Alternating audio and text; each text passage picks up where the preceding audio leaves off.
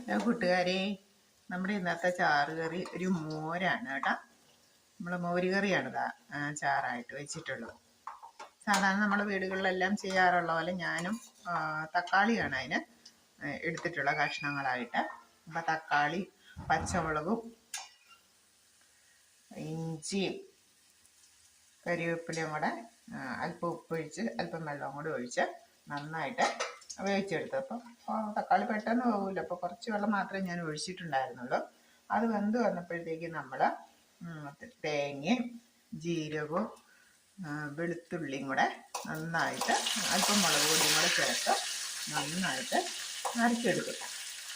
നല്ല കുഴമ്പായിട്ട് അരച്ചെടുക്കും. അപ്പം ആ അരപ്പ് നമ്മുടെ തക്കാളി വെന്തിരിക്കുന്ന തക്കാളിയിലേക്ക് ചേർക്കും.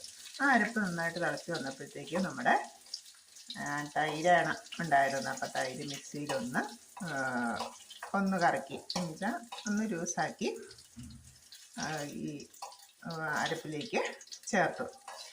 അതും കൂടെ തിളച്ച് വന്നപ്പോഴത്തേക്കും നമ്മൾ കടുക് താളിച്ചും കൂടെ ചേർത്തു. ഇനിയിപ്പോൾ അത് തിളച്ച് വന്നിട്ടുണ്ട്. ഇനിയിപ്പോൾ കടുക് താളിച്ചും കൂടെ ചേർത്ത് കഴിഞ്ഞാൽ നമ്മുടെ മോര് കറി റെഡിയായി. ഉണ്ടോ? തക്കാളി, പച്ചമുളക്, ഇഞ്ചി,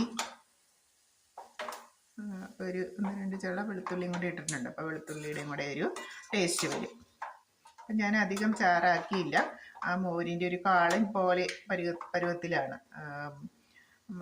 തക്കാളി വളരെ പെട്ടെന്ന് വെന്ത് വരുന്നതുകൊണ്ട്, പിന്നെ തക്കാളിയിൽ വെള്ളം ഉള്ളതുകൊണ്ട് ഞാൻ അധികം വെള്ളം ഒഴിച്ചിരുന്നില്ല. വെന്ത് വന്നപ്പോഴത്തേക്കും വെള്ളം വറ്റിയായിരുന്നു. ഒരു ഏകദേശം ഒരു കുറുകി താളം പോലെ. ഇനിയിപ്പോൾ നമുക്ക് കടുകും കൂടെ താളിച്ചിട്ട് കഴിഞ്ഞാൽ നമ്മുടെ പണി തീർന്നു. അതിനായിട്ട് നമ്മൾ കടുകും ഉലുവയും ഉള്ളി മുളകും കൂടിയാണ് എടുത്തിട്ടുള്ളത്. അപ്പം അതെല്ലാം കൂടെ താളിച്ചിട്ടപ്പോൾ നല്ലൊരു ടേസ്റ്റും ഒരു മണമൊക്കെ വരുന്നുണ്ട്. നമ്മുടെ കാളൻ കറി എന്നും പറയാം, നമ്മുടെ മോര് കറി എന്നും പറയാം. റെഡി ആയിട്ടുണ്ട് കേട്ടോ. Okay, bye bye.